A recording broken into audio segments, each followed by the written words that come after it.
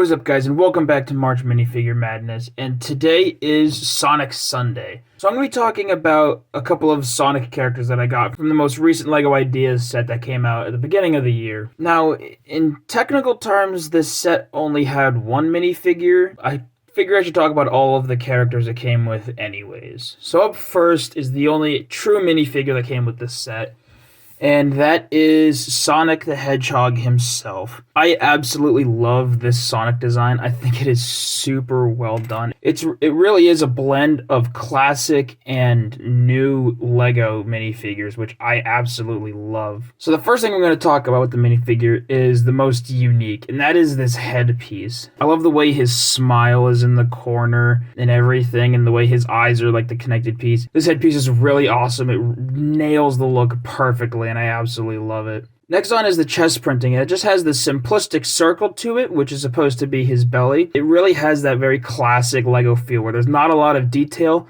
but it does exactly what it needs to do with the detail that it has, and it keeps it with the simplistic style look. And the back printing is super nice as well. He has these like shoulder blades that extend out, and they nail that look with this printing on the back. And of course, he has his little tail. His arms are the standard color, the same as like his ears up top and the bottom half of his face, and he has his white gloves on. Now, something that a lot of newer minifigures have been doing is this like dual mold for the legs. The top half will be one color mold and the bottom half will be a second color mold. And then across it they will have leg printing. So as you can see, the top half is blue and the bottom half is a red mold. As you can see, the top half is a blue mold and the bottom half is a red mold.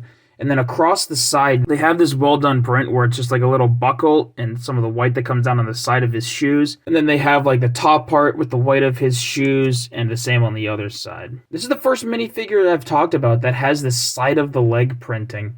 Now, this is something they've only been doing in super recent years as far as I know. And I absolutely love when they do it. They really nail the look every time they do it. And it really adds this depth to the character. I absolutely love this minifigure and how it looks. It really stands out from the rest of them in my collection. Now, like I said, the set only came with this one minifigure, but it came with other characters, and I want to talk about those today. So this here is the Crab Meat. These are robots that have been across many of the different games. They're originally from the first game from Green Hill Zone, and this very accurately represents the look of those from the games. I like the detail of the legs, how they give them like these four legs and everything, and how they're these specific pieces. And I like the way that his crab arms can move up, so you can pose him, you can do all sorts of things with it. I also love the doofy little eyes that they give him. Really fits with this crab aesthetic. Now up next is what's called the Motobug. Now this is just like a sort of motorcycle sort of bug. Normally this is like a sort of wheel thing, and it like wheels across the screen and then like it comes back. And this design is super cool. I absolutely love how it has these bright yellow colors and how they gave it the yellow arms, and like these pincers can sort of move. And one thing that this character also has is a removable face print. So I can remove that face print and put on a more happy one, so I can decide whether or not it's supposed to be like aggroed on Sonic or whether it's just casually strolling about. And I love these little boosters that they give him in the back, like these like little rocket or like exhaust pipes. And I like how these little prongs come over the head, and just the overall shape of it is very well done. Now, the only other figure left to talk about is the big bad man himself, Dr. Robotnik, or Eggman as he is now known. I personally love how Eggman looks here. I love how his mustache comes off and how they made his nose this quarter circle slice. And I like how his back bulbs out so far. This one is super well designed. I love the custom print for his glasses here. And when he put his arms up and you put them down, he can be doing like the pose he does when you beat him in the game, where he's like jumping up and down in anger and like smacking his arms.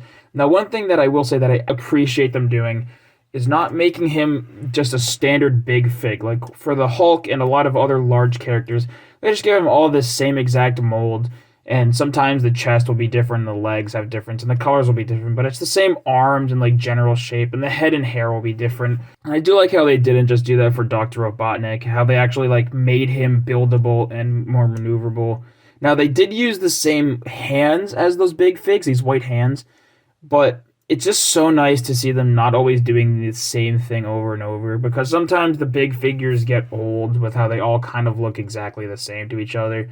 And you can turn his legs out. You can kind of do whatever you want. And he does come with a speeder that he sits in, which makes him look really nice in it.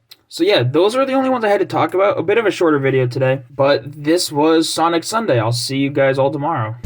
Farted on the track. Farted. Oh yeah. Yeah! We love that Dumpster Kid video. We all do!